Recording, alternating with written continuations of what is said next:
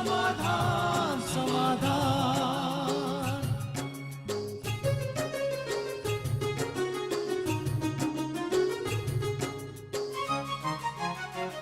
समस्या से उभरना अगर चाहे इंसान, स्वयं के संग सर्व का वो दिल से करे सम्मान।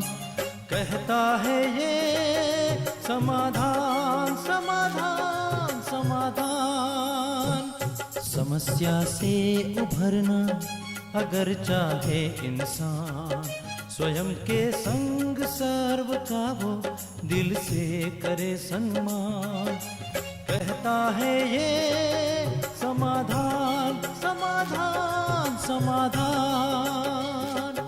समाधान समाधान समाधान।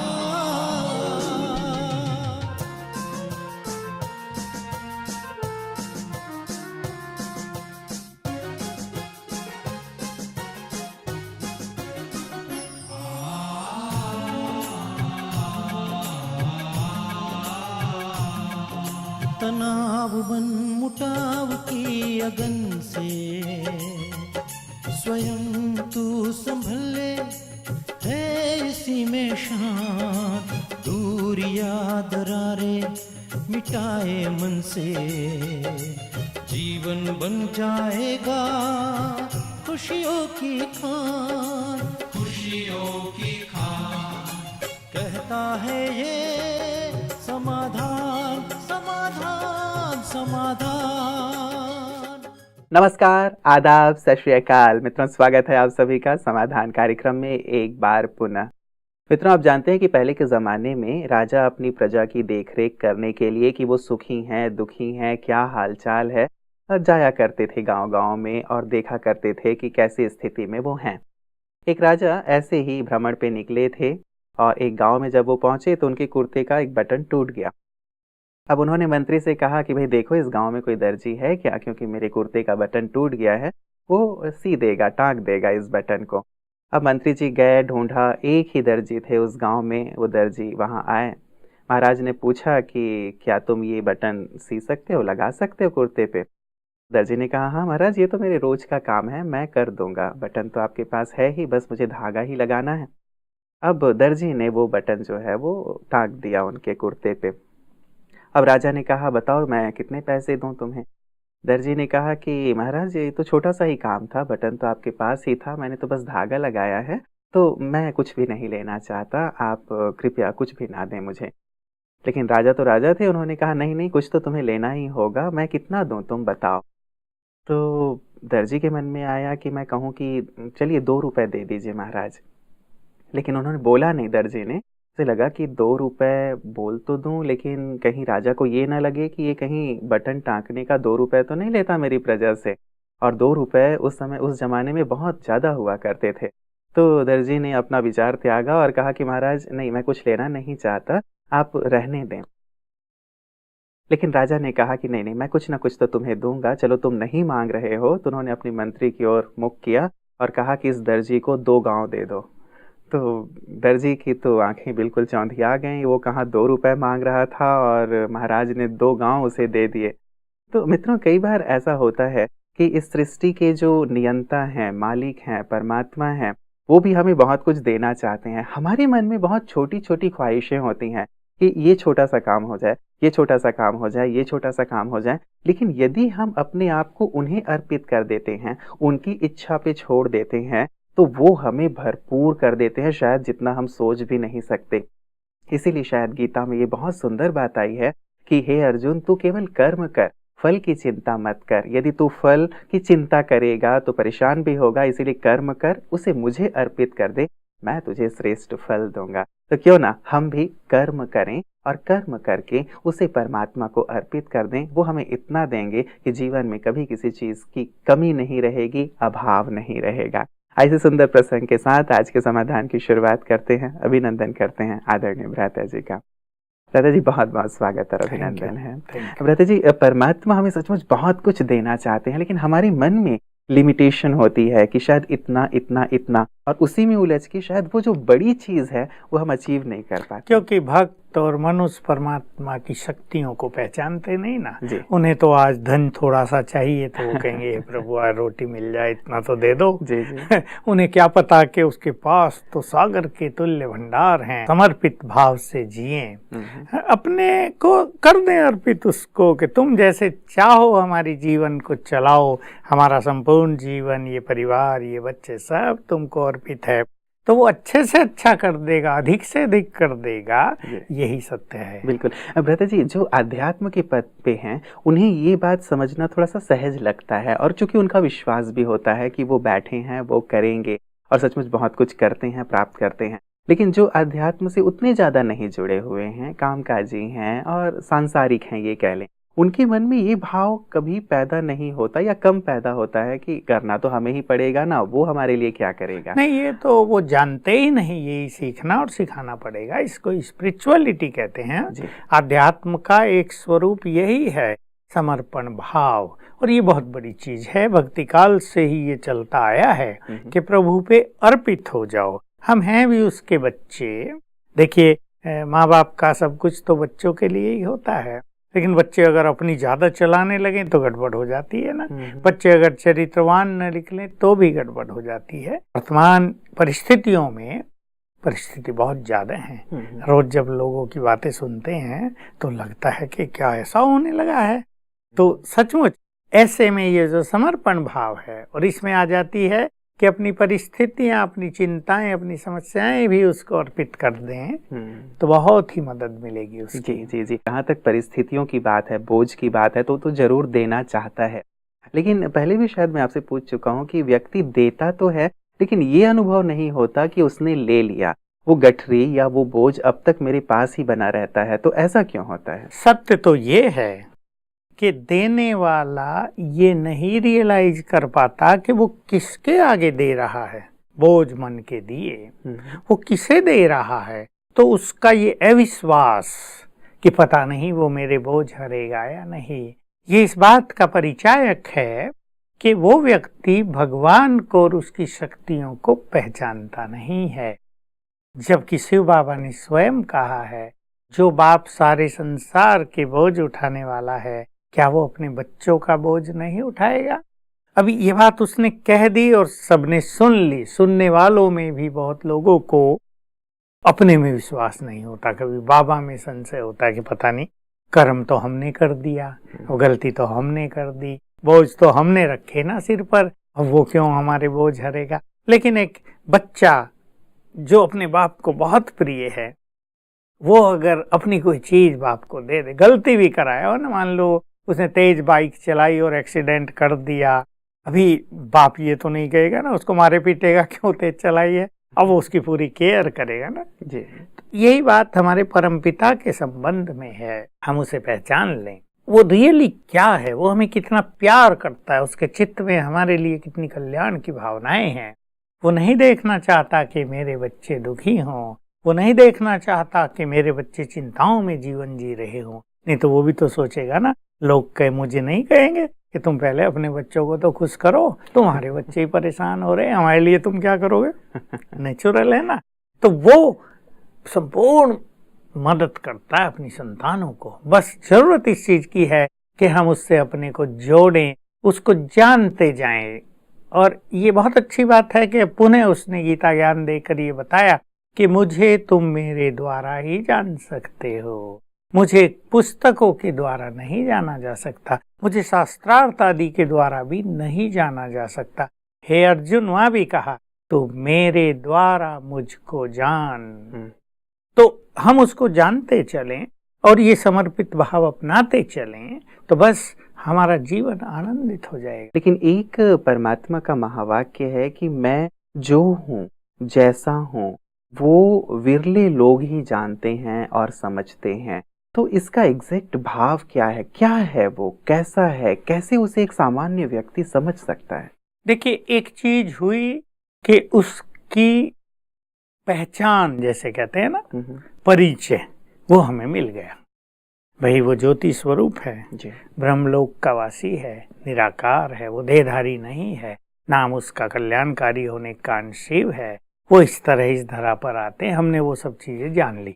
अब देखिए, जैसे हमारे प्राइम मिनिस्टर हैं मोदी साहब, अभी बहुत सारे लोग कहेंगे भाई हम अपने प्राइम मिनिस्टर को जानते हैं, गुजरात के हैं, आरएसएस में रहे, फिर कैसे चीफ मिनिस्टर बने, बहुत अच्छे वक्ता हैं, प्राइम मिनिस्टर हैं, देश के लिए बहुत अच्छा काम कर रहे, करेंगे, ये सबको उम्मीदें जगी हैं।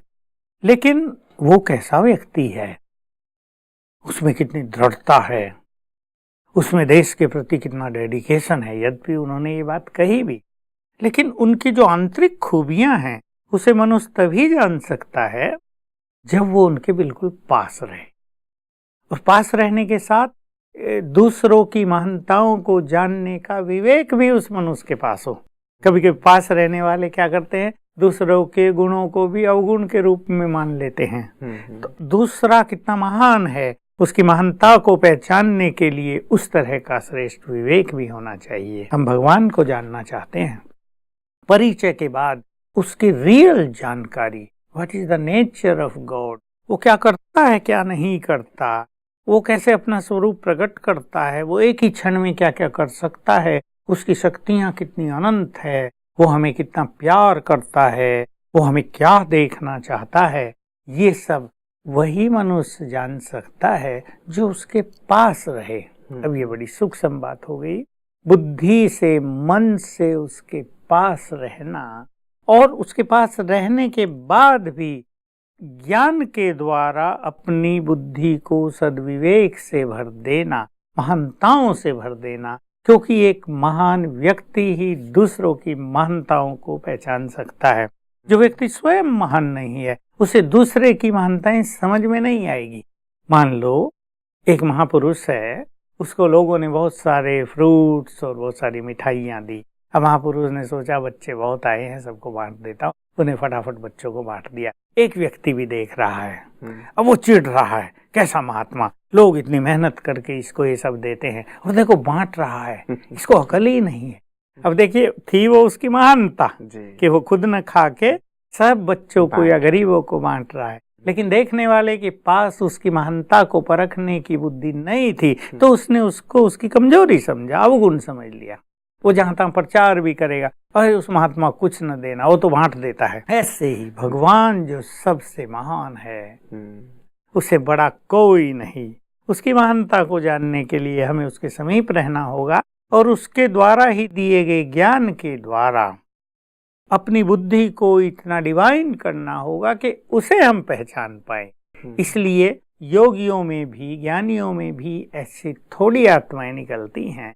सबको उसका परिचय तो हो गया, सबने उसका प्यार भी पा लिया, बहुत अपने अपने अनुसार उसके समीपता को भी प्राप्त करते हैं, लेकिन एग्जैक्टली वो क्या है, ये जब मनुष्य जान लेता है तो वो निश्चिंत हो जाता है। जब भगवान ने कह दिया मैं तुम्हें साथ दे रहा हूँ, डोंट वरी, फिर भी मनुष्य वरी करता है। अब ये भी तो फैक्ट है कि पीएम के पास हर एक नहीं जा सकता, वो समीपता उसे नहीं मिल सकती। तो क्या यही चीज उसके सुप्रीम पीएम के साथ भी है कि उसके पास भी हर एक नहीं जा सकता, रह सकता? देखिए, उसके पास तो हर एक को जाने का अधिकार है, और उसने ऐसा राजयोग सिखाया जिसको बुद्धि योग भी कहते हैं, कि मन बुद्धि से जो चाहे, जब चाहे और जितना समय चाहे उसके साथ रह सकता है। और जो निरंतर योग युक्त रहते हैं वो तो जैसे उसके साथ रहते हैं, उसके सम्मुख रहते हैं, तो वो अपनी पहचान खुद भी अनुभव कराने लगता है ऐसे श्रेष्ठ योगी को। तो ये तो सबको अधिकार है, मन बुद्धि से उसके पास रहना, उसके समीप रहना, उसे बातें करना, उससे सब कुछ लेना, ये हर एक को अधिकार है। पता जी, मैं दूसरी बात पे आता हूँ, जो देने वाली हमारी बात हो रही थी। तो वो जो देना होता है वो देना नहीं हो पाता, वो अब तक मेरे पास ही रहता है।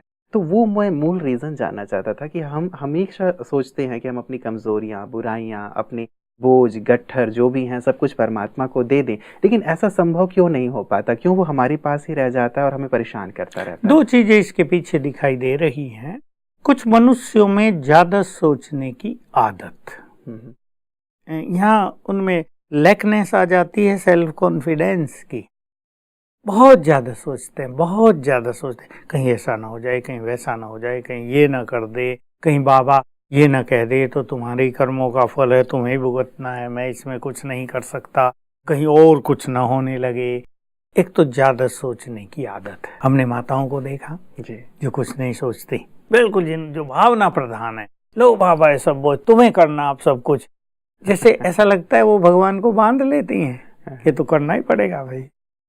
कई अनुभव आते हैं, लोग रोज आ जाते हैं ऐसे अनुभव। जी, जी। दूसरी चीज इसमें दिखाई देती है मैंपन, मैं और मेरा, ये बहुत सूक्ष्म रूप से जड़ें जमा चुका है मनुष्य के अंतर मन तक, और इसकी जड़ें इतनी दूर दूर तक फैल गई हैं कि एक साधारण व्यक्ति तो इसको समझ भी नहीं सकता, और ये उसके विवेक से परे की चीज है कि इनसे मुक्त होना भी चाहिए, और इनसे मुक्त कैसा हुआ जाए वो तो और बड़ी बात हो गई।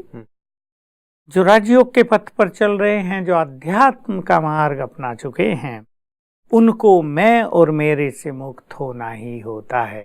उसे पता होता है ये दोनों उसको भारी करेंगे।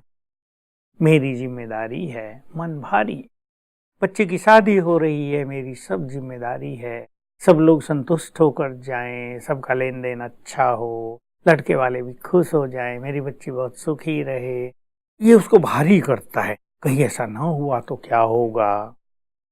अभी इसी बात को यदि वो समर्पित कर दे अपने परम पिता पर कि तुम करण का अवनहार हो, ये सब जिम्मेदारियां तुम्हारी, निमित्त बनकर हम ये कार्य कर रहे हैं, but finally you are responsible for everything, तो देखेगा कि सब काम बहुत सहज हो जाएगा। तो ये मैं और मेरापन मन उसको भारी करता है, और वो स्थिति बनाता है कि मन का बोझ हम देते तो रहते हैं, लेकिन वो अंदर से नहीं दिया जाता इस मैं और मेरेपन के कारण।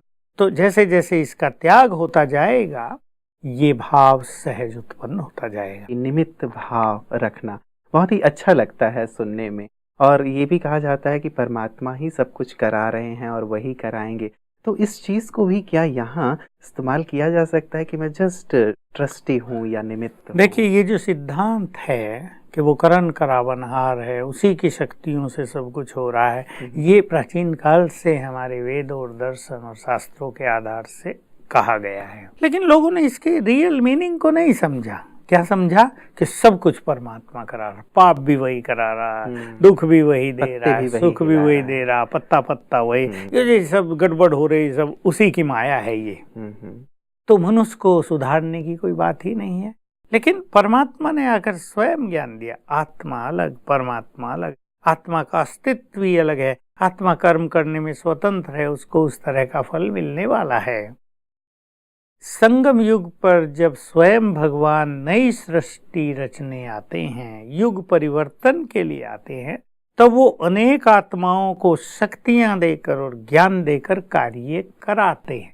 ये बात उस समय की है जब भगवान अपना दिव्य कार्य करने के लिए धरा पर आते, नहीं इस समय की ये बात है। तो जो उसकी संतान हो गए, जिनको उन्होंने एडॉप्ट कर लिया, अब वो उसकी छत्र छाया में आ गए, उसको उनका ज्ञान मिल गया, शक्ति मिल गई, उनके द्वारा वो कार्य कराता है। तो ये फैक्ट उन सब के लिए है जो उनसे जुड़े हुए हैं। तो इसमें ही हम इस निमित्त भाव का प्रयोग करते हैं। मान लो हमें कोई बहुत बड़ा सेवा का कार्य करना है, हमें बहुत लोगों को भगवान का मैसेज देना है, या हमें बहुतों को राजयोग सिखाना है, तो कहीं कहीं इसमें जो मन भारी हो जाता है उसको हम इस तरह समाप्त कर लेते हैं कि करण करावनहार शिव बाबा बैठा है, वो आप ही सब कुछ ठीक करा लेगा। जो उससे जुड़ गए उनके कार्यों में उसकी निरंतर मदद मिलती रहती है। इसको निमित्त भाव कहते हैं कि हम सहज भाव से, निमित्त हम हैं, हमारे साथ परमपिता की शक्तियां कार्य करती हैं। तो बाबा जब साकार में थे तो एक बहुत सुंदर बात कही थी, मैं ये बात सुनाया करता हूँ और मैंने भी इसकी बहुत अच्छी प्रैक्टिस की कि बाप बच्चों को बड़े कार्यों की जिम्मेदारी देते हैं, लेकिन जो अपनी जिम्मेदारी को पुनः बाप पर समर्पित करके कार्य करते हैं तो उनकी जिम्मेदारियों को बाप स्वयं पूर्ण करा देते हैं। तो एक बहुत ही सूक्ष्म चीज है ये निमित्त भाव धारण करना, और करण करावनहार परमपिता परमात्मा हमारे द्वारा सब कुछ कराएगा, इस बात को जानते हुए निश्चिंत रहना और उसके कार्यों को फुल डेडिकेशन से करना। देखिए, एक है निश्चिंतता, दूसरा है केयरलेसनेस, अलबेलापन। दोनों में बहुत अंतर है। निश्चिंत रहने वाला व्यक्ति बहुत पावरफुल होता है, केयरलेस रहने वाला व्यक्ति बहुत ठंडा, आलसी, ढीला ढाला होता है। तो हमें बाबा केयर फ्री बनाता है, केयरलेस नहीं, निश्चिंत बनाता है, लापरवाह नहीं। जी, तो ब्रदर जी हमें हर कार्य में शायद सफलता प्राप्त होगी। मुझे ऐसा लगता है कि यदि कुछ भी कार्य करने से पहले हम ये सोच लें कि मैं आपके लिए कर रहा हूँ और ये आपको समर्पित है, दिन कार्य होने के बाद भी हम उसे ही अर्पित कर दें, तो शायद कार्य में असफलता का कहीं कोई मार्जिन ही नहीं रहेगा। हर एक को, चाहे वो गृहस्थ में है या कुमार कुमारियां हैं, जो ज्ञान मार्ग पे चल रहे हैं, उन्हें ये आदत डाल लेनी चाहिए कि जब वो कोई भी कार्य शुरू कर रहे हैं तो मन में एक संकल्प ले लें, ये कार्य तुम्हारे लिए। बाबा से बातें कर लें थोड़ी देर, ये कार्य तुम्हारे लिए। और जब कार्य पूर्ण हो जाए, या रात को एक साथ आज के सारे कार्य प्रभु अर्पण कर दो, तो किसी भी कार्य का मन पे बोझ नहीं रहेगा, इफेक्ट भी नहीं रहेगा। कभी कभी खराब काम कुछ हो गया, टेंशन आ गई, कहीं कोई दुख हो गया, वो तो अर्पित कर दे मनुष्य। लेकिन कहीं हमने बहुत अच्छी सफलता पा ली, कहीं हमारा बहुत नाम हुआ है, कहीं वाह वाह बहुत ज्यादा हुई है, उसको भी बाबा पर अर्पित, ताकि वो चीज हमारे मन में एक निगेटिव भाव पैदा न कर दे, थोड़ा भी अभिमान पैदा न कर दे। तो कर्म की शुरुआत इस फीलिंग से करें, सब कुछ तुम्हारे लिए, ये कर्म तुम्हारे लिए। और रात को कर्म और कर्म के परिणाम जो भी आए वो भी प्रभु अर्पित करके, जैसे हम उसकी गोद में सो जाते हैं लाइट होके, तो अगला दिन हमारे लिए बहुत फ्रेश, बहुत एनर्जेटिक होगा। बाकी जो विद्यालय से नहीं जुड़े हुए हैं, कई अपने गुरुओं को मानते हैं, कईयों के मन में परमात्मा का अलग अलग स्वरूप है। हमारे यहाँ तो 33 करोड़ देवी देवताएं हैं और हर एक के अपने अपने वो हैं, जैसे ये मेरे इष्ट देव, ये मेरे इष्ट देव। तो जब हम समर्पित मैं कर रहा हूँ, ये मैं कहता हूँ, तो मेरे सामने विजन क्या हो? परम पिता के आगे समर्पित होना, ये रियल स्पिरिचुअलिटी है, जिसने हमें सब कुछ दिया। लोग ये मान लेते हैं हमारे गुरु ने सब कुछ दिया। हम भी कई प्रोग्राम देख लेते हैं कभी कभी, तो अपने गुरुओं के प्रति लोगों में बड़ी श्रेष्ठ भावना रहती है, वो सब ठीक है। जो जिसको मदद करेगा उसका तो मनुष्य कृतज्ञ रहेगा ही। अगर किसी बाबा ने किसी व्यक्ति की कोई समस्या हर ली और वो बहुत दुखी था, या उसके बच्चों की शादी नहीं हो रही थी, वो उसने मार्ग खोल दिया, तो वो व्यक्ति तो उसके लिए सब कुछ हो गया।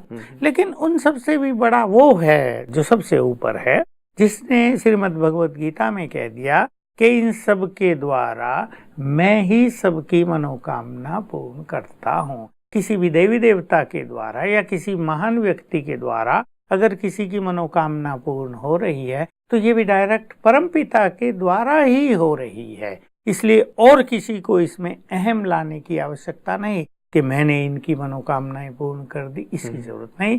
ये धर्म में पतन की ओर मनुष्य को ले जाता है। भावनाएं कुछ समय तो रहती हैं, लेकिन फिर बिगड़ जाती हैं। इसलिए अध्यात्म हमें ये सिखाता है कि जो सर्वोच्च है, जो तुम्हारा परम सद्गुरु है, जो गुरुओं का भी गुरु है, जो गुरुओं का भी सद्गति दाता है, तुम सर्वस्व उसको समर्पित करो। जी जी जी, मतलब अपने अंदर ये वाला अहम भाव नहीं लाना चाहिए। जो बीच में है, जो उससे जोड़ने वाले हैं, उन्हें अर्पित करना चाहिए। उन्हें भी निमित्त भाव रखना चाहिए। जी जी जी ब्रदर जी, कई बार ऐसा होता है कि बार बार मैं परमात्मा को दे रहा होता हूँ, लेकिन वो अनुभूति यदि मुझे नहीं हो रही होती, तो कई बार मन विचलन की स्थिति में आ जाता है। मेरा विश्वास थोड़ा डगमगाने लगता है कि मैं उसे अपना सब कुछ मानता तो हूँ, मैं अपना सब कुछ अर्पित तो करता हूँ, लेकिन फिर भी वो हल्कापन नहीं आ रहा है, वो भारीपन दूर नहीं हो रहा है, या मेरे कार्य सफल नहीं हो रहे हैं। तो यहाँ कई बार व्यक्ति का विश्वास डगमगा जाता है। तो ऐसी स्थिति में क्या सोचना चाहिए? देखिए, बहुत अच्छी चीज ये है कि मनुष्य को अपने पुरुषार्थ पर स्वयं को डेडिकेट करना चाहिए। पुरुषार्थ करने में भी बहुत आनंद है। जो राजयोग का श्रेष्ठ पुरुषार्थ है वो सूखा नहीं, वो बहुत कॉम्प्लिकेटेड या क्रिटिकल नहीं है, बड़ा आनंदकारी है। अनुभूति स्वतः ही मनुष्य को होती है। जैसे भोजन खा रहा है एक व्यक्ति, उसको पेट भरने की अनुभूति स्वतः ही होगी। कभी कभी डॉक्टर दवाई देते हैं, लेकिन ये होता है कि 10 दिन तक दवाई कोई असर दिखाएगी नहीं, 11वें दिन से बहुत ज़्यादा असर दिखाएगी। 10 दिन में जैसे वो ठीक करेगी अंदर सब कुछ, मनुष्य को पता चलेगा कि अंदर ठीक हो रहा है, लेकिन उसको एकदम ठीक होने का अनुभव 10 दिन के बाद प्रारंभ होगा। ऐसे ये साधनाओं का मार्ग है। समर्पण करना चाहिए अपने को, रोज करते रहना चाहिए। हमें ये विश्वास रखना चाहिए कि ऐसा हो ही नहीं सकता, हमारे परम पिता और परम सद्गुरु की मदद हमें ना आ रही हो, वो आती ही रहती है। हम अपना जो पुरुषार्थ है, जो एक नेचुरल चीज़ है, उसको चालू रखें और परमात्मा की ये मदद हमें मिलती ही रहती है और हल्कापन हमारे पास दिनों दिन होता जाएगा। कोई अनुभव कुछ समय के बाद होता है, कोई तत्काल हो जाता है, हमें धैर्यवत होकर उसका इंतजार भी करना चाहिए। मतलब अभ्यास करते रहना चाहिए। ये बात कही जाती है व्रता जी कि भगवान के घर देर है, अंधेर नहीं है, ये तो कहते हैं। तो ये देर क्यों है, मतलब वो देर क्यों लगाते हैं? नहीं, वो देर नहीं लगाते। इसमें मनुष्य के अपने कर्मों की दीवारें सामने खड़ी रहती हैं। ऊपर से तो सब कुछ आता है, लेकिन मनुष्य ने ही कहीं अहम बहम का, कहीं किसी विकार का एक पर्दा ऊपर कर दिया होता है। उसके कारण वो मदद आने तक देर हो जाती है। परमात्मा को देर लगाने की आवश्यकता नहीं। वो देर क्यों लगाएगा? नहीं तो उसका भी हाल ऐसा ही हो जाएगा जैसे कोर्ट में करोड़ों केस पेंडिंग पड़े हैं, वो तो तत्काल मदद भेजता है। जी जी जी, मतलब उनकी तरफ से कोई देरी नहीं है, उनके प्यार में कोई कमी नहीं है, लेकिन शायद कमी हमारी अपनी है जो हम ले नहीं पा रहे हैं या अनुभव नहीं कर पा रहे हैं। चलिए, आज के सुंदर प्रकाश के लिए भ्राता जी आपका बहुत बहुत शुक्रिया। बहुत ही अच्छा लगा परमात्मा से जो समर्पण भाव पे, निमित्त भाव पे आपने प्रकाश दिया है। बहुत बहुत आपका धन्यवाद। मित्रों, जब बात देर और अंधेर वाली हो रही थी और बात समर्पणता की भी हो रही थी, तो मुझे एक प्रसंग अंततः याद आ रहा है कि आप सबको पता है महाभारत में जब द्रौपदी जी का चीरहरण हो रहा था, तो दुशासन जी उनकी चीर खींचे जा रहे थे और ये द्रौपदी जी पकड़े हुए थी कि नहीं, मुझे अपने चीर को नहीं निकलने देना है। और उन्होंने सभी के सामने पुकारा अपनी मदद करने के लिए। धृतराष्ट्र जी को पुकारा, भीष्म पितामह को पुकारा, कृपाचार्य को पुकारा, जितने भी उनके महारथी पति थे, योद्धा थे, सभी को उन्होंने पुकारा, लेकिन कहीं से भी मदद प्राप्त नहीं हुई। अंततः जब वो थक गईं, हार गईं, तब उन्होंने भगवान को याद किया कि हे प्रभु, अब तो मेरी लाज तुम्हारे ही हाथ में है। एक प्रकार से उन्होंने अपने आप को समर्पित कर दिया, सरेंडर कर दिया कि अब मुझसे नहीं होगा। यहाँ जो चारों तरफ बैठे हुए योद्धा हैं, तथा कथित योद्धा, उनसे भी कुछ नहीं होगा। अब तो प्रभु आप ही कुछ कर सकते हो। तो जैसे ही द्रौपदी ने पुकारा, ये कहते हैं, और साथ ही ये भी एक प्रसंग आता है कि जब तक द्रौपदी ने अपनी साड़ी जम के पकड़ी हुई थी, तब तक वो मदद भी उसे नहीं मिली। उसने अपने हाथ जब छोड़ दिए कि प्रभु अब मुझसे नहीं हो पाएगा, अब तू ही कुछ कर, हाथ भी उन्होंने अपनी चीर से हटा लिया, तब प्रभु की मदद आनी शुरू हुई, ये कहा जाता है। तो उन्होंने, द्रौपदी जी ने फिर कहते हैं कि द्रौपदी ने कहा कि प्रभु आप आने में ना बहुत देर लगा देते हो, इतना सब कुछ हो गया, इतना तमाशा हुआ, मुझे इतना रोना पड़ा, फिर जाकर के आप आए हो। तब प्रभु ने एक बहुत अच्छी बात कही कि द्रौपदी, जब तुमने पुकारा तब मैं आ गया। अब तक तो तुम दूसरों को पुकार रहे थे, जब तुमने दिल से मुझे याद किया, मैं तुम्हारे सम्मुख आ गया, और जब तुमने समर्पित किया अपने आप को, तब तुम्हें मेरी मदद की अनुभव हुई। तो बहुत ही गहन एक प्रसंग है मित्रों कि हमें समर्पित भी करना होता है, और इधर उधर ना देख करके यदि हम केवल उसे देखें तो उसकी मदद का भी अनुभव होगा, और जीवन में कभी भी किसी भी प्रकार की समस्या से हमें रूबरू नहीं होना पड़ेगा। तो अपने आप को समर्पित करें, अपने सभी कर्मों को अर्पित करें, और यदि वो हमारे पिता हमारे साथ रहेंगे तो सचमुच जीवन कितना खुशहाल हो जाएगा। हमें किसी प्रकार की बाधा, किसी प्रकार के विघ्न का सामना नहीं करना पड़ेगा। तो आपका जीवन निर्विघ्न रहे, सुख शांति से परिपूर्ण रहे। इन्हीं शुभकामनाओं के साथ दीजिए आज के लिए इजाजत। नमस्कार। धैर्य और दृढ़ मनोबल से कर दे तू पल भर में मुश्किलें आसान, कतनी समकरनी के पावन जल से स्वर्ग बन जाएगा सारा ये जहान, सारा ये जहान। कहता है ये समाधान, समाधान, समाधान।